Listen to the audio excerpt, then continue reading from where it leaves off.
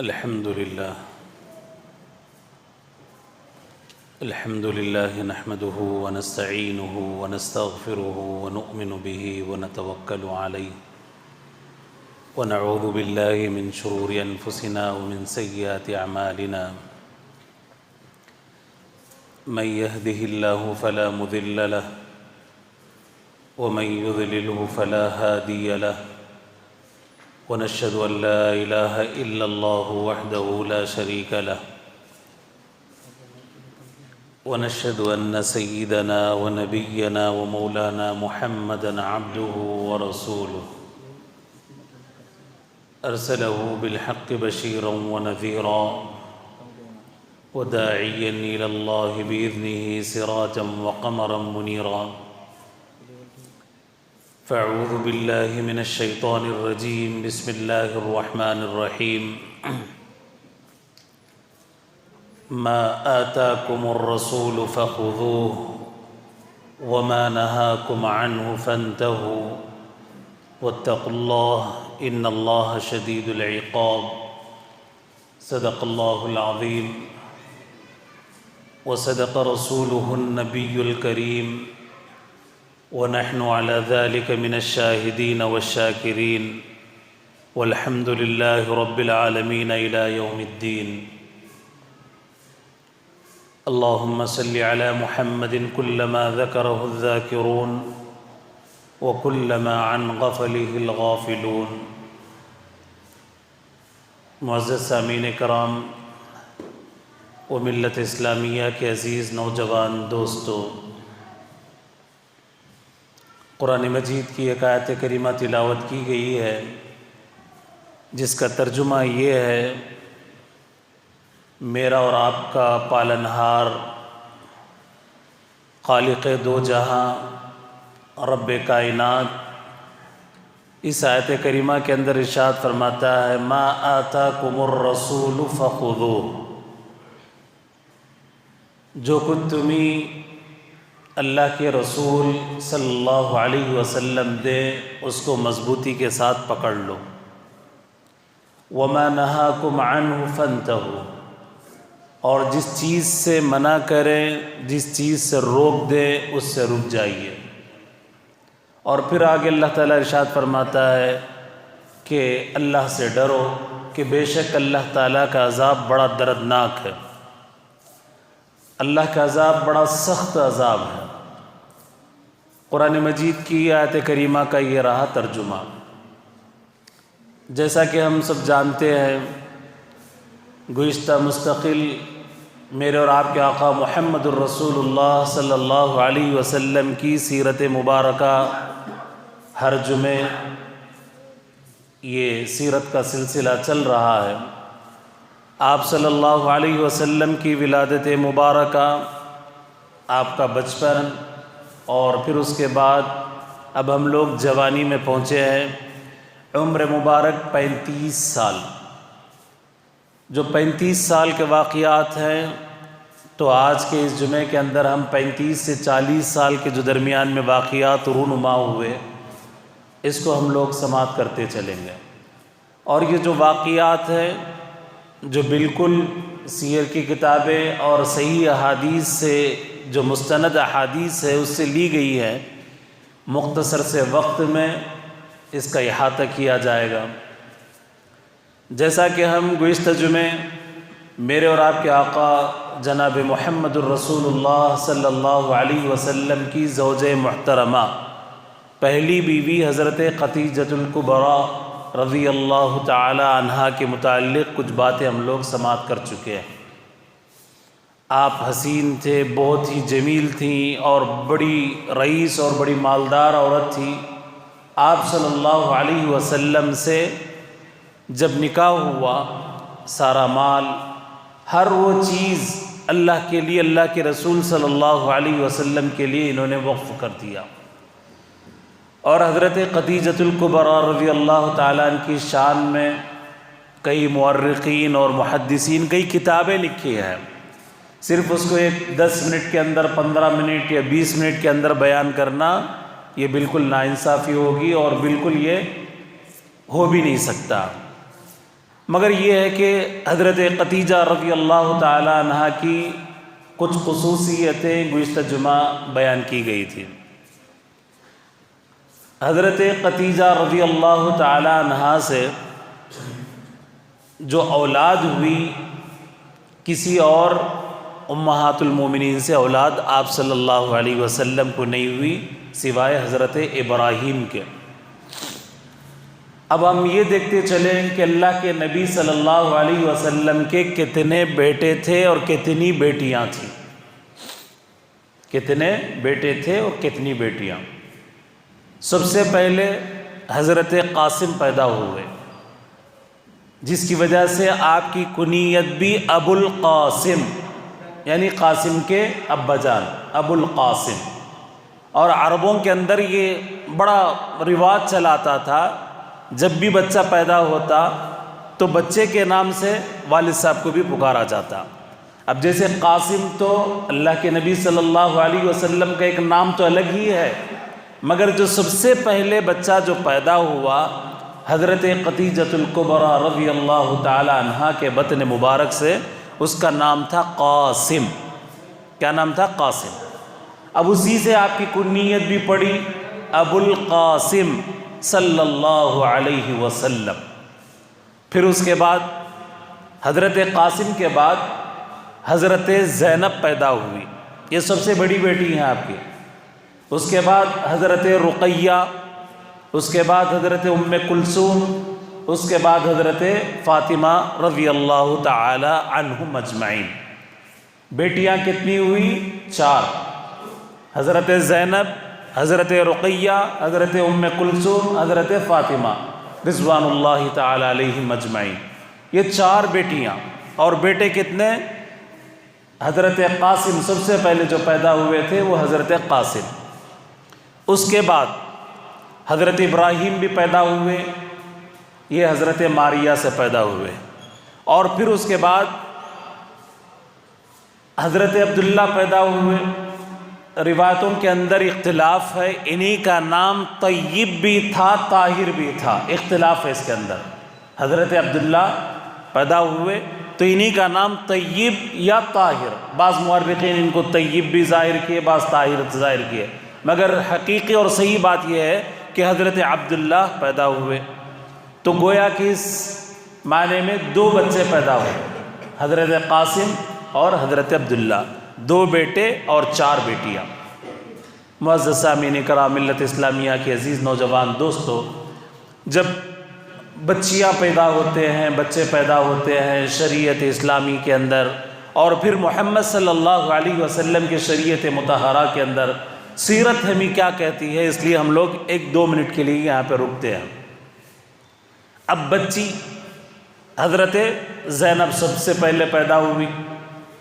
اب مسلم معاشرے کے اندر کیا ہے، جب کسی گھرانے کے اندر بچی پیدا ہوتی ہے، نانی کی جو شکل و شباہت ہے وہ بھی تھوڑا بدل جاتی ہے۔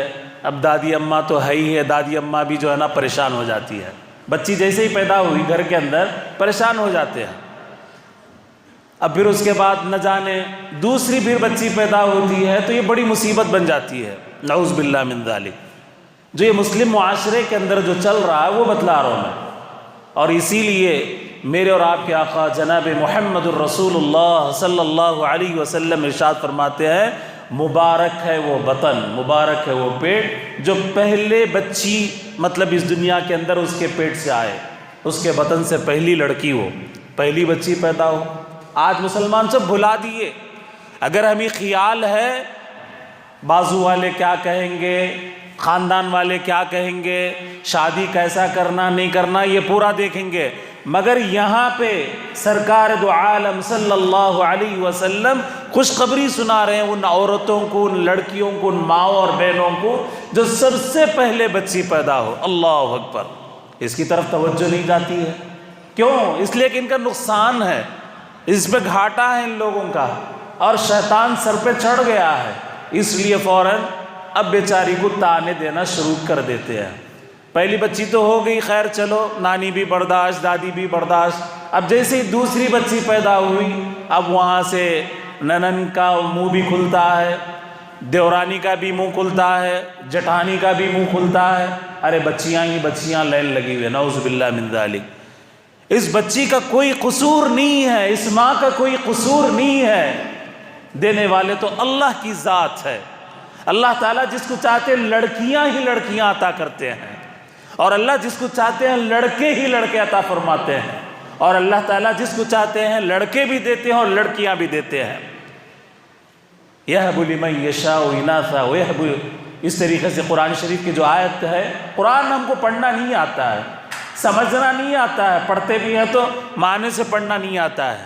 قرآن کے اندر صاف کہا گیا ہے اللہ تعالیٰ دیتے ہیں تو لڑکیاں ہی لڑکیاں دیتے ہیں، یہ ان کی مرضی ہے، اس کے اندر میری کسی ماں کی کوئی غلطی نہیں ہے، میری کسی بہن کی غلطی نہیں ہے، کسی بیٹی کی غلطی نہیں ہے۔ ہم اپنا قبلہ درست کر لیں۔ جو یہ تانے دیے جاتے ہیں، کہ یہ بات سچی نہیں ہے کہ انہی تانوں کی وجہ سے اور اسی رنجشوں کی وجہ سے کئی بچیاں اپنے آپ کو آگ کے حوالے کر دی، خودکشی پر مجبور ہو گئی۔ آخر مسلم معاشرہ کدھر جا رہا ہے؟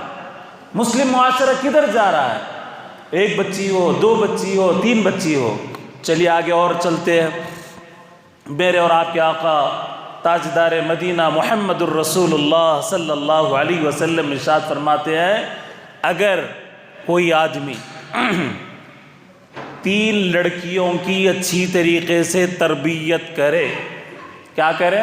تربیت کرے، اچھا ان کو کھلائے، اچھا پلائے، جو حتی المقدور، یہ نہیں کھلانے پلانے اڑانے کا مطلب یہ نہیں آپ کے پاس نہیں ہے فضول خرچی کرو، یہ نہیں ہے، جو آپ کی سکت کے اندر ہے اچھی طریقے سے تعلیم اور تربیت کا انتظام کرے، اور پھر اس کے بعد ان لڑکیوں کا اچھی جگہ پر رشتہ کرے، ان لڑکیوں کا اچھی جگہ پر رشتہ کرے، تو اس کے بعد اللہ کے نبی صلی اللہ علیہ وسلم ارشاد فرماتے ہیں، قیامت کے دن ایسا آدمی، میں اور وہ دو بالکل ایسا ہوں گے، قریب ہوں گے، 2 انگلیوں کے درمیان میں کوئی فاصلہ نہیں ہے۔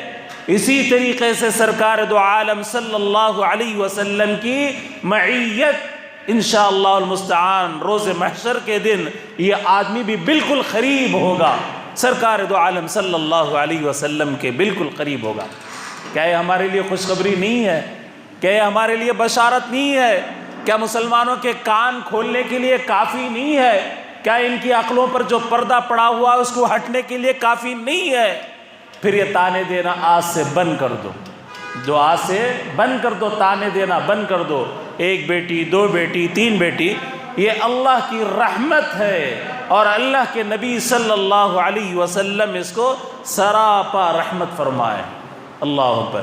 پھر اس کے بعد ایک صحابی وہیں پہ بیٹھے ہوئے تھے، ایک صحابی بیٹھے ہوئے تھے، دین سے بڑا لگاؤ، دین سے بڑا شوق، پوچھنے لگے کہ اللہ کے نبی صلی اللہ علیہ وسلم، آپ نے تو 3 کے لیے خوشخبری سنائی ہے، بشارت سنائی ہے، کیا ایک کے لیے بھی ہے؟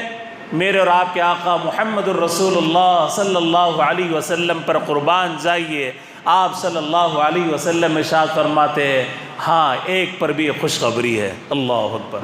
اگر کوئی آدمی جس کے پاس ایک لڑکی ہو، اس کا اچھا انتظام کرے، اس کو اچھی طریقے سے کھلائے، اس کو پڑھائے، اور اچھی طریقے سے اس کی تعلیم اور تربیت دینے کے بعد اچھی جگہ شادی کر دے، تو اس پر بھی اللہ کے نبی صلی اللہ علیہ وسلم خوشخبری اور بشارت سناتے ہیں۔ اللہ اکبر۔ معزز سامعین کرام، ملت اسلامیہ کے عزیز نوجوان دوستو، جو ہمارے گھروں کے اندر پھول جیسی بیٹیاں بیٹھی ہوئی ہیں، یہ ہمارے لیے بوجھ نہیں ہے، یہ باعث رحمت ہے، باعث رحمت ہے۔ یہ پھول جیسی کلیاں، یہ بچیاں، یہ ہماری جو بچیاں ہیں، یہ پھول جیسی بچیاں، اللہ تعالیٰ ان پر رحمت نازل کرتے ہیں، اللہ تعالیٰ ان پر رحمت نازل کرتے ہیں۔ یہ اور الگ بات ہے، یہ اور الگ بات ہے کہ اس کے جو مالی ہیں اس کی اچھی طریقے سے پرورش نہیں کرتے ہیں، یہ ہمارا قصور ہے۔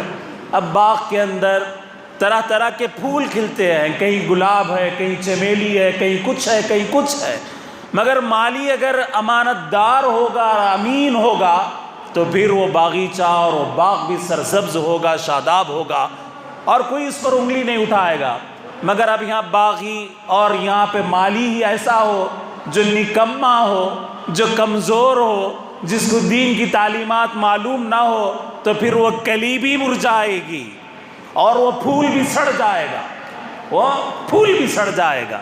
آج یہ معاشرے کے اندر یہی ہو رہا ہے، جو آج ہماری بیٹیوں کی تعلیم اور تربیت کے نام پر، جو آج ہماری بیٹیوں کی تعلیم اور تربیت کے نام پر جو غیر مذاہب کے اسکولوں کے اندر، کالجوں کے اندر اور نہ جانے دفتروں کے اندر کہاں کہاں ان کو بھیجا جاتا ہے، ہم اچھی طریقے سے اس کا اندازہ کر سکتے ہیں، ہمیں اچھا معلوم ہے۔ اور پھر آج ہماری اپنی بچیوں کو یہ بچانے کا وقت ہے۔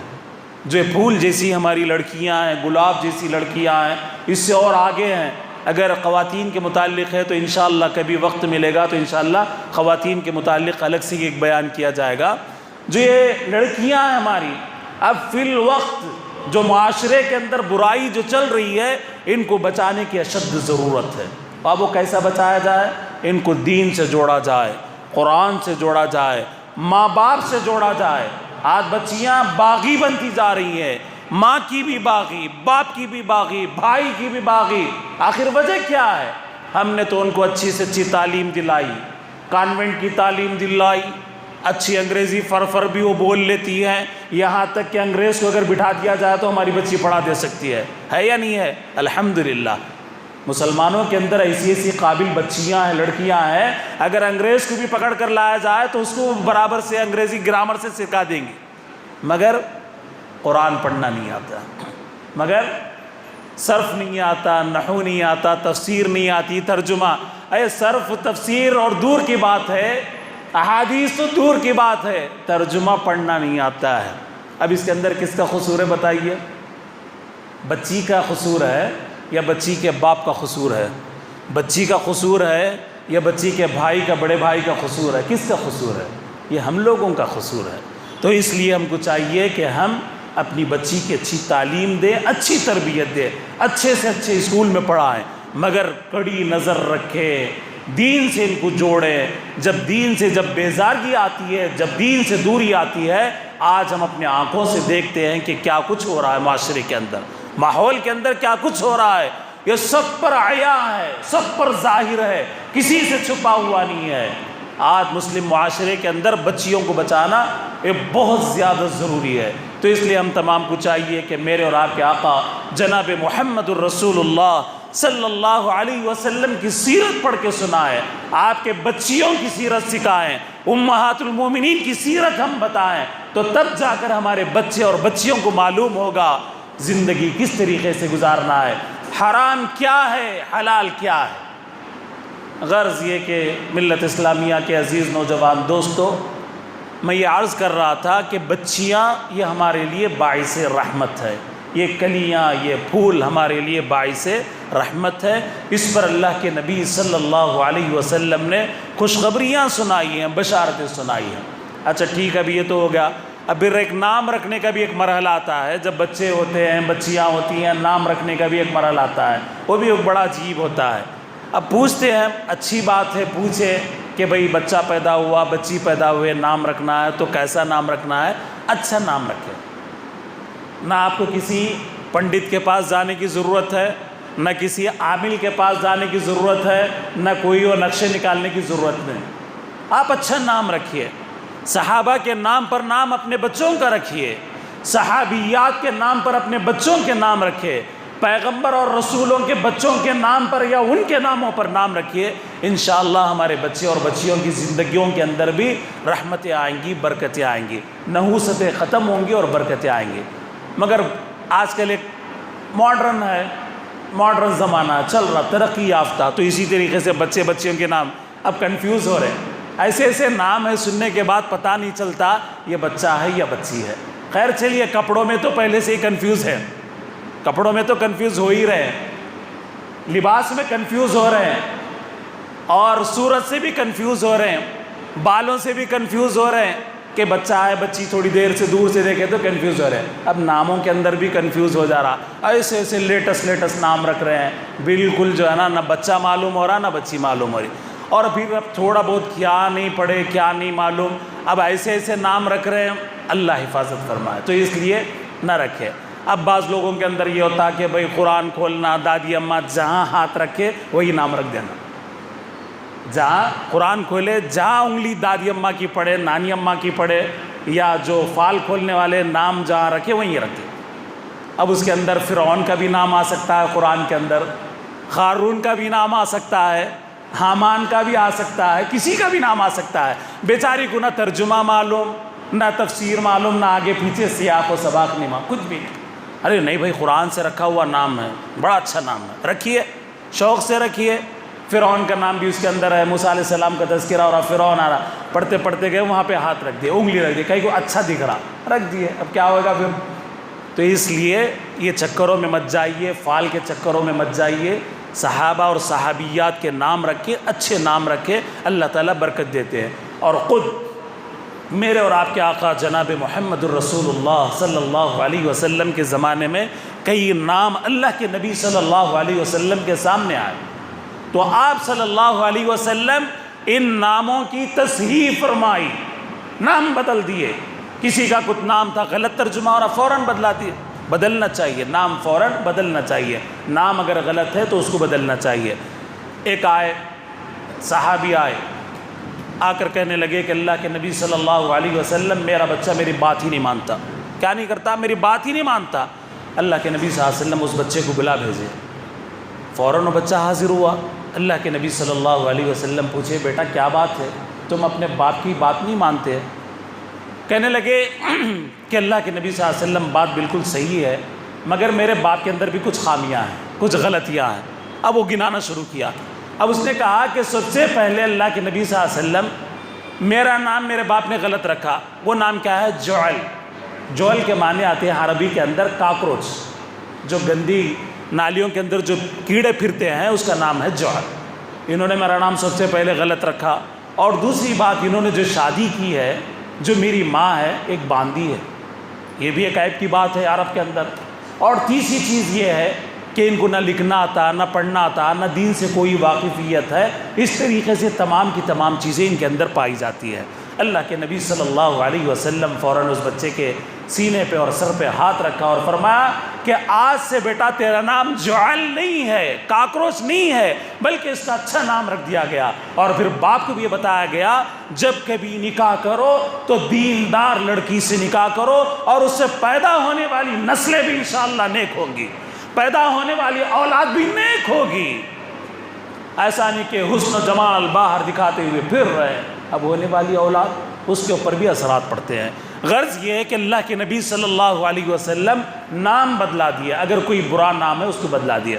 معزز سامعین کرام، ملت اسلامیہ کے عزیز نوجوان دوستو، یہ اللہ کے نبی صلی اللہ علیہ وسلم کے بچے اور بچیوں کے نام تھے جو میں آپ کے سامنے رکھا۔ ایک کا نام سب سے پہلا نام ہے حضرت قاسم، اس کے بعد بیٹی میں حضرت زینب، پھر اس کے بعد حضرت رقیہ، ام کلثوم، حضرت فاطمہ رضوان اللہ تعالی علیہم اجمعین۔ اور جتنے دو لڑکے تھے دونوں کے دونوں اللہ کے نبی صلی اللہ علیہ وسلم کے سامنے ہی ان کا انتقال ہوگا۔ البتہ بچیاں پوری کی پوری زندگی پائیں، اور اللہ کے نبی صلی اللہ علیہ وسلم کے سامنے سب کی وفات ہو گئی، بیٹیاں بھی سب وفات ہو گئی، صرف حضرت فاطمہ رضی اللہ تعالیٰ عنہ ایک باقی رہی جو 6 ماہ کے بعد آپ بھی اس دنیا سے رخصت فرما گئی۔ چلیے آگے چلتے ہیں، ہم لوگ 35ویں سال ہم لوگ پہنچتے ہیں اللہ کے نبی صلی اللہ علیہ وسلم کا۔ انشاءاللہ المستعان اگلے جمعے حجر اسود کا جو واقعہ ہے بڑا عجیب و غریب واقعہ ہے۔ انشاءاللہ حجر اسود میں قریش کے درمیان میں تلواریں نکل جاتی ہے، جب تلواریں نکلتی ہے اور حرم شریف کے اندر خون بہنے کا اندیشہ تھا، تو میرے اور آپ کے آقا جناب محمد الرسول اللہ صلی اللہ علیہ وسلم اپنی حسن فراست سے کس طریقے سے اس معاملے کو آسانی کے ساتھ سلجھاتے ہیں۔ انشاءاللہ اگلے جمعے حجر اسود اور حدیم کے متعلق، خانہ کعبہ کے متعلق کچھ باتیں عرض کی جائیں گے۔ دعا کیجئے کہ اللہ تعالیٰ مجھے اور آپ کو اور تمام مسلمانوں کو حضور پاک صلی اللہ علیہ وسلم کے نقش قدم پر چلنے کی توفیق عطا فرمائے، حضور پاک صلی اللہ علیہ وسلم کی سنتوں پر عمل کرنا بھی نصیب فرمائے، آسان فرما دے۔ جتنے بھی یہاں پہ بڑے حضرات اور نوجوان بیمار ہیں، دعا کیجئے کہ اللہ تعالیٰ نے صحت کاملہ عاجلہ مستمرہ نصیب فرمائے۔ جو مقروض ہے اللہ تعالیٰ ان کے قرضوں کو دور فرما دے، جو پریشان حال ہے اللہ ان کے پریشانیوں کو دور فرما دے، جو بے روزگار ہے اللہ تعالیٰ انہیں عقل حلال نصیب فرمائے، اور جتنے بھی تاجر حضرات یہاں پہ بیٹھے ہوئے ہیں اللہ تعالیٰ ان کی تجارتوں کے اندر برکت عطا فرمائے۔ وآخر الدعوانا الحمد